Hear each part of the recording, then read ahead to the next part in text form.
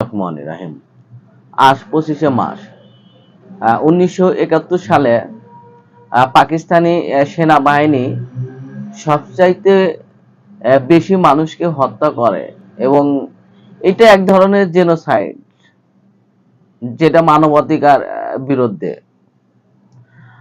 আপনি একটা জিনিস দেখেন যে আওয়ামী লীগ প্রত্যেকবারই একটা করে বদমাইশি কাজ করে আর পালা যায় ভারতে, এবং এই দায় বহন করতে হয় এই দেশের জনগণ, এই দেশের প্রশাসন, এই দেশের সাধারণ মানুষের। 1971 সালে তাজউদ্দিনের কারণে আপনার শুধুমাত্র এই যুদ্ধ, মেন স্টেশন ছিল তাজউদ্দিন। তাজউদ্দিন যখন ইয়াহিয়ার সাথে এই রাপের বৈঠক হয়, তখন আপনার শেখ মুজিবুর রহমান পাকিস্তানের সাথে সম্পর্ক তৈরি করতে চাইছিল এবং খন্দকার মোস্তাকের মাধ্যমে, কিন্তু তাজউদ্দিন আহমেদ কোল এটা মানতে পারে নাই, কারণ তাজউদ্দিন আহমেদ পুরাটাই আপনার ভারতের মাইন্ডে ছিল এবং তাজউদ্দিনের কথা ছিল স্বাধীনতা এবং যুদ্ধ করার জন্য, এবং তাদের এই জেনারেল ইয়াহিয়ার যে প্রস্তাবগুলো এটা প্রত্যাখ্যান করার জন্য মেন ইচ্ছা ছিল আপনার ধর্ম নিরপেক্ষতা। দেখেন যে আওয়ামী লীগ প্রতিবারই একটা কাজ করে, একটা অবৈধ কাজ করে আর পালা চলে যায়। যে 1971 সালে আপনার তখন 90, 2000, 1-এ, অর্থাৎ যখনই আপনার ক্ষমতা থেকে পালা যায় তখনই আওয়ামী লীগ দেখবেন যে পালা চলে যায়। যখনই এই 25শে মার্চ আওয়ামী লীগ আপনার সাধারণ জনগণকে বিপদে ফালা তারা পালা চলে গেল, তখন সাধারণ মানুষের উপরে যে এই যে গণহত্যা হলো, এই যে আপনার শিক্ষক সমাজ এবং শিশুরা মারা গেল, এই মারা যাওয়ার দায় বহন কি আওয়ামী লীগ নিব না? আওয়ামী লীগ হলো কেন তাহলে পালা গেল কেন? আওয়ামী লীগ নেতারা মুখামুখি হতে পারলো না।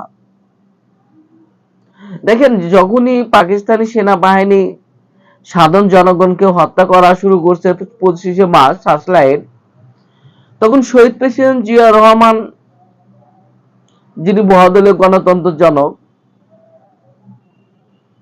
জনগণের জন্য শুধু লড়াই করছে। যখনই জনগণকে গুলি চালানি করছে, হাজার সাথে রাপের এক রাতে 1000 মানুষকে হত্যা করছে, যেটা দেখে বাংলাদেশের যে সেনাবাহিনীর অফিসার এবং দেশপ্রেমিক অফিসার, বহুদলীয় গণতন্ত্রের জনক শহীদ প্রেসিডেন্ট জিয়া রহমান, যাদের মধ্যে মেধাবী অফিসাররা এই স্থির থাকতে পারে নাই যে একটা সেনাবাহিনী নিজের দেশের সাধারণ জনগণকে এইভাবে হত্যা করতেছে, তাহলে সেই সেনাবাহিনী কি তার দেশকে ভালোবাসে? দেখেন যে শহীদ প্রেসিডেন্ট জিয়া রহমান সেই দিন 1975 সালের 15ই আগস্ট সারাদিন কি করছে, এবং সারাদিন ওই সময়গুলো শহীদ প্রেসিডেন্ট জিয়া রহমান এই কতটা ব্যস্ত ছিল।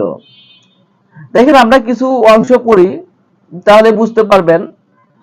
ক্যাপ্টেন ওলি, আমাদের কাছ থেকে একটি বার্তা এসেছে। আমি রাস্তায় হাঁটছিলাম, খালেদ আমাকে একটু দূরে নিয়ে গেল, কানে কানে বলল তারা ক্যান্টনমেন্ট শহরে সামরিক তাৎপর্যতা শুরু করেছে, বহু বাঙালিকে ওরা হত্যা করেছে। দেখেন যে ক্যাপ্টেন ওলি আহমেদ ছিল, এবং ক্যাপ্টেন ওলি আহমেদ এবং তাদের কোন ভূমিকাও অনেক ছিল। ক্যাপ্টেন ওলি আহমেদ কোন শহীদ প্রেসিডেন্ট জিয়া রহমান ক্যাপ্টেন ওলি আহমেদকে আপনার খুবই ভালোবাসতো, এবং এবং ক্যাপ্টেন কর্নেল খালেদ তাকে শহীদ প্রেসিডেন্ট জিয়া রহমান অনেক ভালোবাসতো। এটা ছিল একটা সিদ্ধান্ত গ্রহণের সময়। কয়েক সেকেন্ডের মধ্যেই আমি বললাম, আমরা বিদ্রোহী বললাম, তুমি 16 শহর বাজারেতে যাও, পাকিস্তানি সেনা অফিসারদের গ্রেপ্তার করো।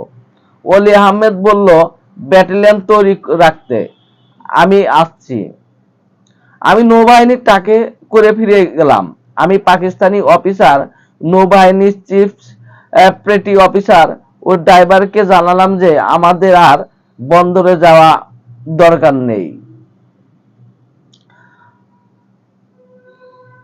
এতে তাদের মনে কোনো প্রতিক্রিয়া হলো না দেখে আমি পাঞ্জাবি ড্রাইভারকে ট্রাক ঘুরাতে বললাম। ভাগ্য ভালো সে আমার আদেশ মানলো। আমরা আবার ফিরে চললাম। ১৬ শহর বাজারে পৌঁছে আমি গাড়ি থেকে লাফিয়ে একজন রাইফেল তুলে নিলাম পাকিস্তানি অফিসারের দিকে তাক করে। সে আমার কথা মানলো। পরে বললাম, হাত তোলো, আমি তোমাকে গ্রেপ্তার করলাম। নৌবাহিনীর লোকেরা এতে বিভ্রান্ত হয়ে পড়ল। এক মুহূর্তের আমি নৌবাহিনী অফিসারদেরকে দিকে রাইফেল তাক করলাম। তারা ছিল ৮ জন। সবাই আমার নির্দেশ মানলো এবং অস্ত্র ফেলে দিল। আমি কমান্ডিং অফিসারের জিপ নিয়ে তার বাসায় রওনা দিলাম এবং তার বাসায় পৌঁছে রাখলাম কলিং, যার বাসায় পৌঁছে কলিং বিল দিতে শুরু করলো। কমান্ডিং অফিসার পাঞ্জাবা পরেই বেরিয়ে এলো, দরজা খুলে দিল।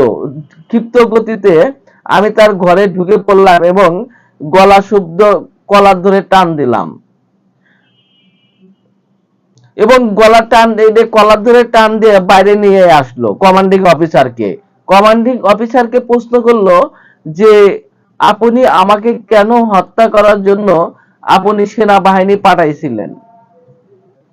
সে আমার কথা মানলো। আমি তাকে ব্যাটালিয়নে নিয়ে এলাম। অফিসারদের মেসে যাওয়ার পরে আমি কর্নেল শওকত, এখন মেজর, ডাকলাম। তাকে জানালাম আমরা বিদ্রোহী করছি, শওকত আমার সাথে হাত মেলাবে। এই যে কর্নেল শওকত ছিল, এই কর্নেল শওকত আবার শহীদ প্রেসিডেন্ট জিয়া রহমানকে হত্যা করতে এই শওকতের অনেক ভূমিকা ছিল। কারণ আপনি শেখ হাসিনা যখন বহাদুর গণতন্ত্র, যখন শহীদ প্রেসিডেন্ট জিয়া রহমান প্রেসিডেন্ট ছিল, যখন শেখ হাসিনাকে আপনার বাংলাদেশে রাজনীতি করার সুযোগ তৈরি করে দেয়, তখন এই কর্নেল সাপাত আপনার শেখ হাসিনার সাথে বৈঠক করে এবং শহীদ প্রেসিডেন্ট জিয়া রহমানের সাথে হত্যার পরিকল্পনা করে।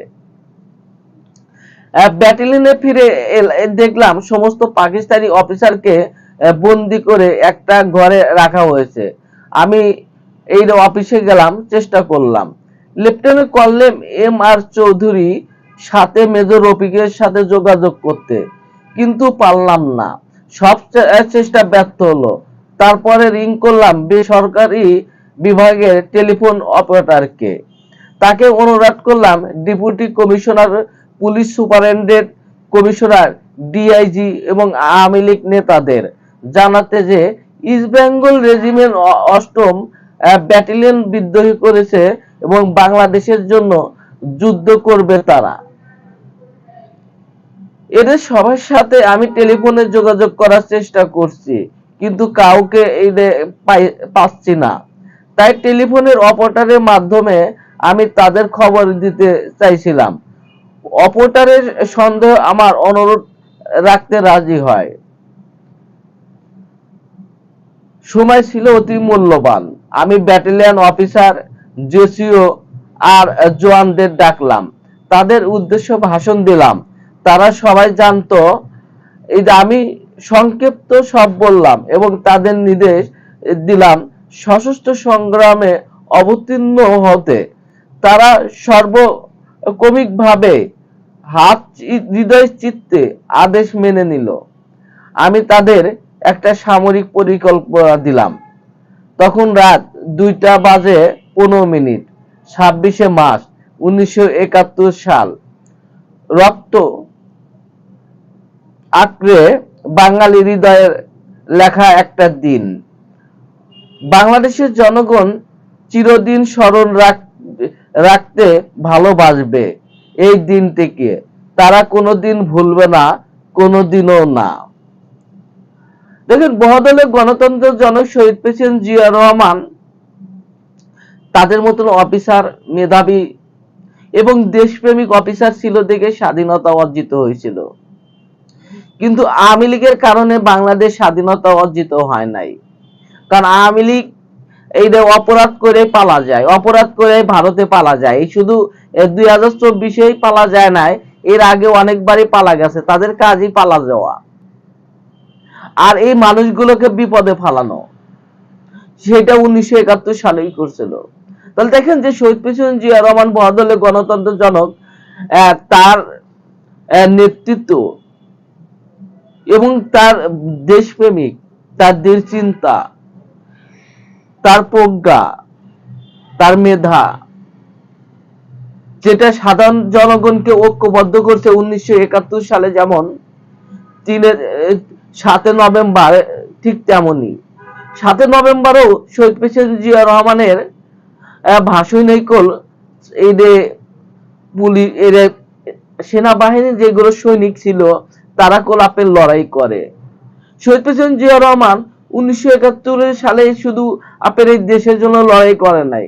শহীদ প্রেসিডেন্ট জিয়া রহমান যতদিন বেঁচে ছিল ততদিনই লড়াই করছে। 1971 সালে 25শে মার্চে যেমন লড়াই করছে, 1975 সালে এই নভেম্বর, 15ই আগস্ট যেমন লড়াই করছে, 3 নভেম্বরও লড়াই করছে, এবং যতদিন ছিল ততদিন বাংলাদেশের জন্য এবং বাংলাদেশের মানুষের জন্য লড়াই করছে নিজের জীবনের বিনিময়ে। সবাই ভালো থাকুন। আসসালামু আলাইকুম।